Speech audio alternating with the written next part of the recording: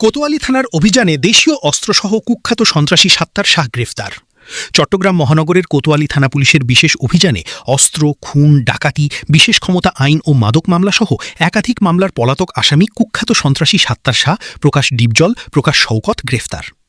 Police সূত্রে জানা যায়, পুলিশ কমিশনার সিএমপির সার্বিক দিক নির্দেশনায় উপপুলিশ কমিশনার দক্ষিণ, অতিরিক্ত উপপুলিশ কমিশনার দক্ষিণ ও সহকারী কমিশনার কোতোয়ালি জোনের তত্ত্বাবধানে কোতোয়ালি থানার অফিসার ইনচার্জ আফতাব উদ্দিনের নেতৃত্বে একটি আভিযানিক দল এ অভিযান পরিচালনা করে। মঙ্গলবার 5 মে বাকলিয়া থানাধীন তুলাতুলি জামাইবাজার এলাকায় অভিযান চালিয়ে তাকে দেশীয় অস্ত্রসহ গ্রেফতার করা হয়। গ্রেফতারকৃত সাত্তার শাহ রাউজান উপজেলার কদলপুর এলাকার বাসিন্দা হলেও বর্তমানে বাকলিয়া এলাকায় ভাড়াটিয়া হিসাবে বসবাস করছিলেন। পরে তাকে কোতোয়ালি থানায় নিয়ে আসা হয় এবং কোতোয়ালি থানার একটি হত্যা মামলায় আদালতে সোপর্দ করা হয়েছে।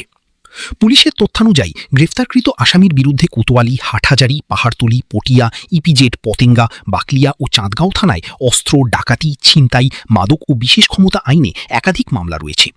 সব মিলিয়ে তার বিরুদ্ধে অন্তত 22টি মামলা রয়েছে বলে জানা গেছে। কোতোয়ালি থানা পুলিশ জানায়, দীর্ঘদিন ধরে পলাতক থাকা এই আসামিকে গ্রেফতারে অভিযান অব্যাহত ছিল এবং গোপন সংবাদের ভিত্তিতে তাকে আটক করা সম্ভব হয়। পুলিশের পক্ষ থেকে জানানো হয়েছে, নগরীর আইনশৃঙ্খলা পরিস্থিতি স্বাভাবিক রাখতে এই ধরনের অভিযান অব্যাহত থাকবে।